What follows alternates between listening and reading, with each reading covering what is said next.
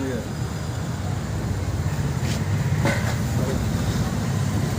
आया।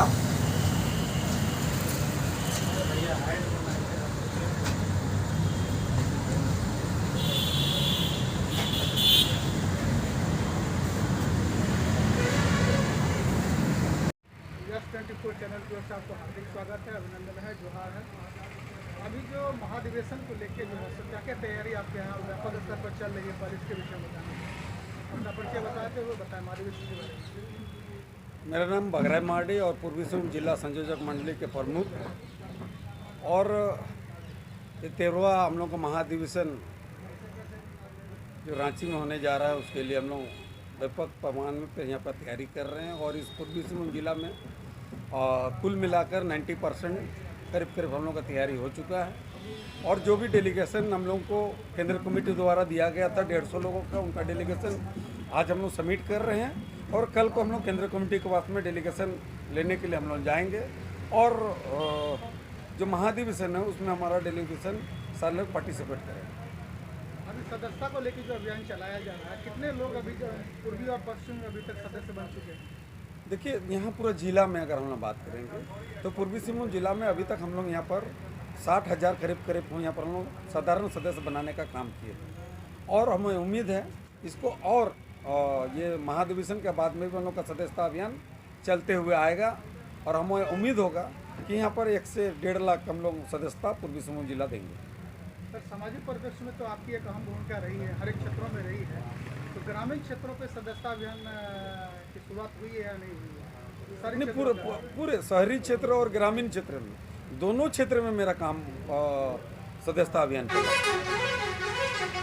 सर, झारखंड में शिक्षा मंत्री के द्वारा बार बार जो है सो बताया जा रहा है कि स्कूलों पे शिकंजा कसा जा रहा है, लेकिन स्कूल की जो जितनी भी संस्थाएं हैं जमशेदपुर में मैं देख रहा हूँ, ये डेवलपमेंट के नाम से वो लोग पैसा की उगाही कर रहे हैं।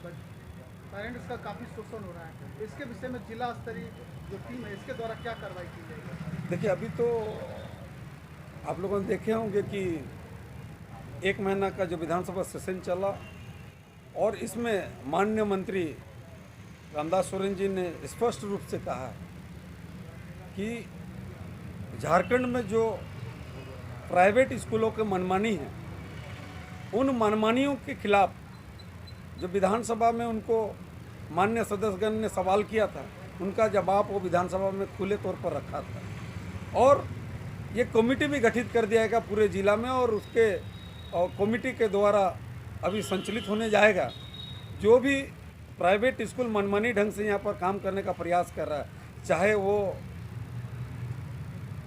यहाँ पर एडमिशन के नाम से, रीएडमिशन के नाम से, कॉपी किताब का जो बिजनेस किया जा रहा है, वो लोग चेंज कर दिए। डेवलपमेंट के नाम से वो लोग जैसे पैसे की उगाही कर रहे हैं। जितने भी स्कूल हैं वो वहाँ पे जो है डेवलपमेंट के नाम से जो है पैसे ले रहे हैं, कंप्यूटर शुल्क के नाम से पैसे ले रहे हैं, लाइब्रेरी शुल्क के नाम से पैसे ले रहे हैं, ट्यूशन फी के नाम से ले रहे हैं। कैसे इसको देखेंगे आप? देखिए, इसको हम लोग पार्टी स्तर में हम लोग काफ़ी गंभीर से इसको देख रहे हैं। सरकार तो अपने स्तर से देख ही रहे हैं, लेकिन हम लोग पार्टी स्तर से भी इसको गंभीरता लिए हैं कि कोई भी स्कूल के लोग या स्कूल के पदाधिकारी जिस तरह से पैसा का उगाही किया जाता है।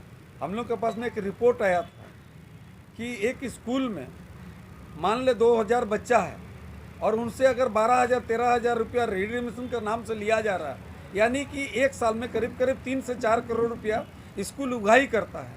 और वो भी ऑनलाइन में नहीं, ऑफलाइन में लिया जाता है। हम लोग इस बात को मंत्री जी के पास में भी रखे और इनको संज्ञान में लेते हुए ये कमेटी जो गठित किया गया है, जो कि यहाँ पर डीसी होगा उसका सचिव और वहाँ का एमपी साहब होगा शायद अध्यक्ष, उनके साथ में अभिभावक संघ के 2 व्यक्ति होंगे, एमएलए एमपी भी वहीं पर सदस्य बनेंगे और शिक्षा समिति के पदाधिकारी भी 2 जन होंगे। तो पूरे जिला में जो टीम बना है, इनको जिम्मेदारी दिया गया है कि किसी तरह का भ्रष्टाचार अगर स्कूल के द्वारा किया जाएगा तो उन पर कड़ी कार्रवाई किया जाने का प्रबंध किया गया है। सर, सरकार को टैक्सेशन के मामले में हर एक व्यक्तियों पर नजर रहती है, लेकिन स्कूल एक ऐसी संस्था है जहाँ पे किसी भी ढंग का जो है सरकार के द्वारा राजस्व नहीं दिया जाता है और वो लोग इसकी मनमानी करते हैं। देखिए, टैक्स वाला मामला तो आप लोगों को अच्छी तरह से मालूम है कि स्कूल कुछ जगह में स्कूलों को टैक्स नहीं दिया जाता है, जो टैक्स फ्री रखा गया है, लेकिन मनमानी ढंग तो नहीं चलने देगा। और सबसे दुखद वाली बात है कि ये बजट जो बना था बीजेपी का सरकार में बना था, रघुवर दास की सरकार में बना था, 2017 में गजट बना था। ये बहुत बड़ी विडंबना है कि जब 5 साल का सरकार चलाया रघुवर दास ने, डबल इंजन का सरकार था और उसने गजट निकाला था, तब काहे इसको लागू नहीं किया गया? क्यों नहीं लागू किया गया? गजट झारखंड मुक्ति मोर्चा नहीं बनाया था, गजट तो बनाया था बीजेपी के सरकार ने, और उस टाइम लिपापोती करके इनको इस कानून को क्यों नहीं लागू किया गया? क्योंकि हमको पता है कि जितने स्कूल झारखंड में चल रहा है, ये झारखंड तो छोड़ दीजिए, पूरे देश में, भारत में अगर देखेंगे तो आप कहीं ना कहीं देखिएगा ऑनर तो बीजेपी का कोई ना कोई कैडर होगा, बीजेपी का कोई ना कोई नेता होगा। इस कारण से ये कानून को नहीं लागू किया गया। आज हमारा झारखंड मुक्ति मोर्चा और गठबंधन का सरकार बना तो आज देखिए आप पहल करना शुरू कर दिया सरकार ने। तो ये कहीं ना कहीं ये झारखंड के लोगों के लिए, झारखंड की जनताओं के लिए ये जो शिक्षा पर दोहरा नीति बनाने का प्रयास कर रहा है, ये चलने नहीं दिया जाएगा। ये कटिबद्ध है हमारे सरकार और इस पर पूरा गंभीरता के साथ में हमारे शिक्षा मंत्री काम कर रहे हैं। अपना परिचय बताइए। मेरा नाम बगरा मार्डी और पूर्वी सिंहभूम जिला का संयोजक मंत्री।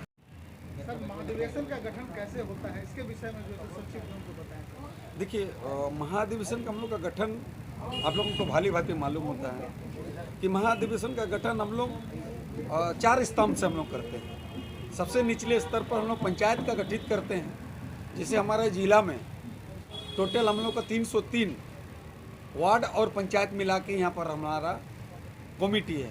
तो उन कमेटी को पहले हम लोग गठित करते हैं और पंचायत गठित होने के बाद में जिस तरह से हमारा पूर्वी सिंहभूम जिला में 15 प्रखंड है, यानी कि 11 प्रखंड और 4 नगर होता है, तो इन टोटल 15 प्रखंड का हम लोग गठित होने के बाद में जिला कमेटी का गठित होता है। जिस तरह से हमारा झारखंड में 24 जिला है, 24 जिला का गठित होने के बाद में हम लोग महाधिवेशन पर जाते हैं और महाधिवेशन में 24 जिला के प्रतिनिधि हम लोग आते हैं और उन प्रतिनिधि में हम लोग केंद्रीय अध्यक्ष का हम लोग चुनाव करते हैं, उपाध्यक्ष का चुनाव करते हैं, सचिव का चुनाव करते हैं। उसको हम लोग महाधिवेशन में 3 साल में हम लोग इस प्रक्रिया को करते हैं। महाधिवेशन में टोटल डेलीगेट्स कितने रहेंगे? देखिए, ये महाधिवेशन हम लोग को तय करके देता है केंद्र कमेटी की किस जिला से कितने महाधिवेशन में भाग लेने के लिए आप लोगों को जाना पड़ेगा। तो उसके लिए हम लोग को पूर्वी सिंहभूम जिला तो हम लोग को डेलीगेट जो मिला है 150 मिला है पूरे 15 प्रखंड पर, और 150 में से हम लोग जैसे जाते हैं यहाँ से, जैसे हमारा केंद्र सदस्य जन है, केंद्र सदस्य को हम लोग ले जाते हैं, वरिष्ठ नेताओं को ले जाते हैं, संयोजक मंडली के पदाधिकारी को ले जाते हैं, और प्रखंड के जो 15 प्रखंड के हमारा पदाधिकारी है, इन सबको जोड़कर हम लोग 150 लोगों का डेलीगेट यहाँ बनाते हैं और उन डेलीगेट हम लोग पार्टिसिपेट करते हैं वहाँ हम लोग का महाधिवेशन में। अधिवेशन में टोटल डेलीगेट्स कितने रहेंगे? हमारा अधिवेशन में टोटल झारखंड का डेलीगेशन 3600 है, जो 3600 हमारे 24 जिला से लोग आएंगे। इसके अलावे जैसे कि हमारा उड़ीसा हो गया, बंगाल हो गया, छत्तीसगढ़ हो गया, बिहार हो गया, उधर हम लोग का असम हो गया, उनका डेलीगेट अलग होके झारखंड के 24 जिला के 3600 डेलीगेट हम लोग पार्टिसिपेट करेंगे और महाधिवेशन को हम लोग पूर्ण करने का काम करेंगे। जमशेदपुर में जो आज की डेट में स्थिति है अपराध को लेकर, दूसरी चीज़ है ट्रैफिक व्यवस्था को लेकर, तीसरी चीज़ है जाम को लेकर, चौथा चीज़ है महिलाओं, कुछ महिलाओं के द्वारा जो है सो मैया योजना का लाभ नहीं मिलने के कारण महिलाओं का मानव अंचल में सैकड़ों महिलाओं ने इसका विरोध किया था। तो किस रूप में आप इसको देखते हैं और खासकर अपराध को लेकर जमशेदपुर में जैसे बेलगाम होते जा रहा है, तो इसके विषय में आपकी क्या राय है? देखिए, जहाँ तक अपराध की बात है, अपराध के लिए सरकार और प्रशासन दोनों ही इस पर गंभीर है, और साथ ही साथ ये जो जमशेदपुर सिटी है, जमशेदपुर के सिटी के नागरिकों को जागरूक रहने की आवश्यकता है। क्योंकि बहुत लोग, आम पब्लिक क्या सोचते हैं कि सारा काम प्रशासन और सरकार की है। भाई, आप किसी चीज़ का, प्रशासन का काम क्या है कि भाई आप इंफॉर्मेशन करोगे, उसके आधार पर प्रशासन काम कर दिया, उस पर कार्रवाई करेगी। लेकिन हाँ, ये बात है कि कोई एक्सीडेंटली जो भी दुर्घटना होता है उस पर तो कंट्रोल किया जा रहा है, लेकिन एक बात का खुशी है कि जो प्रोफेशनल क्राइम है इस शहर के अंदर में, प्रोफेशनल क्राइम में जो आदतन अपराधी का मूवमेंट कम हुआ है। नहीं, ये जमशेदपुर में प्रशासन के ऊपर ये गंभीर आरोप लग रहे हैं कि यहाँ पे जो ट्रैफिक व्यवस्था है, ट्रैफिकों के नाम पे ये सब पैसे की उगाही की जाती है। देखिए और ट्रैफिक दूसरी चीज़ है, जो कई जैसा देखा गया है, अभी एक महिला भी परसों घायल हुई हैं, और भी जो है सो आखिर ट्रैफिक के कैसे लोग जागरूक होंगे, कैसे क्या संदेश देना चाहेंगे युवा वर्ग को? देखिए ये तो पहले पब्लिक को समझना चाहिए कि ट्रैफिक या सरकार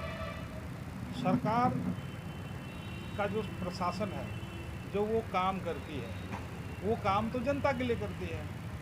तो जनता को भी उसको सुगमता के साथ में उनको सहयोग करके उस क्रियाकलाप को उसको सहयोग करना चाहिए। लेकिन हाँ, जिस तरह से प्रशासन ने यह स्पष्ट निर्देश दिया है कि आप कागज़ चेक करो, लेकिन ऐसे चेक करो जिसको ज़रूरत है।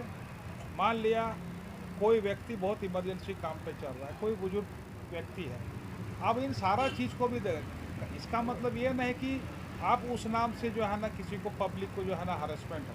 प्रशासन ने स्पष्ट निर्देश दिया है कि आप ट्रैफिक एक्ट को लागू कराओ, लेकिन उसके चलते आम जनता को, आम नागरिकों को जो परेशानी उठाना पड़ता है, उसको भी ध्यान पर रख करके एक्ट को आप इम्प्लीमेंट कराने की दिशा में प्रशासन उसको पहल करें। अभी कहा गया है कि आप वहीं पर ट्रैफिक, आप वाहन का ट्रैफिक चार्ज करेगा जहां पर सीसी कैमरा लगा हो। आप लोग मीडिया के माध्यम से आप लोग जो देखिए, जहाँ जहाँ ऐसा हो रहा है तो उस बात को रखिए। तो प्रशासन यानी राज्य सरकार के जो दिशा निर्देश है उसको प्रशासन अक्षर पालन करेगा, ऐसे हम लोग को भी आशा है, उम्मीद है। और जहाँ ऐसा दिक्कत है, हम लोग अपनी तरफ से यही कहेंगे कि प्रशासन का काम जनता का सेवा है, जनता को हरेसमेंट करने का काम नहीं है। इसीलिए जनता को उतना ही आप कानून के इम्प्लीमेंट कराने का प्रयास करें जिससे सहजता के साथ में जनता स्वीकार करे। मैं लक्ष्मण टुडू, पूर्व विधायक घाटशिला। अभी रघुवर दास जी एवं जो है उनकी बहू पूर्णिमा दास जी विधानसभा में 86 बस्तियों को लेकर जो है उन्होंने सवाल उठाया है। ये तो मुद्दा शायद आज का नहीं है, रघुवर दास जी की भी सरकार रही है, तो इसके विषय में क्या आपकी सोच है, कैसे जो है इसका निदान निकलेगा? देखिए, मैं एक बात कहूँगा, बीजेपी के पास कोई मुद्दा ही नहीं है। 4 बार 3 बार जीता रघुवर दास जी, वो उसको लेके क्या बोलता है, 86 बस्ती को लेके 3 बार 4 बार जीता है रघुवर दास जी ने। आज तक तो 86 बस्ती का एक ठू ईंटा नहीं जोड़ा है, ना कुछ काम किया है। ये तो फालतू बात है। बीजेपी के पास कोई मुद्दा ही नहीं है। झारखंड मुक्ति मोर्चा जितना था सब मुद्दा उसका खत्म कर दिया। बात ये रही कि उनका बेटा बहू अच्छी लड़की है, अच्छी है, उनका बोल चाल देखने में, बातचीत जो हम लोग देखे उनका असेंबली में, अच्छी है, बच्ची है लेकिन अच्छी है। ये तो मैं उनको मैं धन्यवाद देता हूँ, बहुत अच्छी है। और रघुवर दास के पास कोई मुद्दा नहीं है। अभी जो सामाजिक परिप्रेक्ष्य में, अभी जो ग्रामीण स्तरों में जो है तो या औद्योगिक जमशेदपुर औद्योगिक को लेकर औद्योगिक क्षेत्र में काफ़ी ऐसी इंडस्ट्रीज है जहाँ पे जो है सो न्यूनतम मजदूरी का पालन नहीं किया जाता है और वो लोग बेलगाम हो चुके हैं आज के डेट में। उसको कैसे जो है सो आपकी पार्टी या सरकार उसको देखती है? देखिए, सरकार तो लगा हुआ है कि भाई गरीब को मजदूरी अच्छा से मिले। नहीं, सरकार के द्वारा घोषणा होती है लेकिन कार्रवाई जो है सो टेबल पे ही रह जाती है। बात सही बात आप बोले हैं, लेकिन सही बात बोले हैं, लेकिन हमारा हाजीपुर में जो जितने भी इंडस्ट्रीज है वहाँ पे 200, 250, 220, 230 ही मजदूरी दी जाती है। सब दलाल लोग खा जाता है पैसा, और जो भी दलाल है सब बीजेपी के आदमी लोग है। जहाँ पर गांव का आदमी आता है उसको देखिए, कोई मजदूरी का 500 रुपया होता है, कोई मजदूरी का 300 साढ़े 300 रुपया होता है।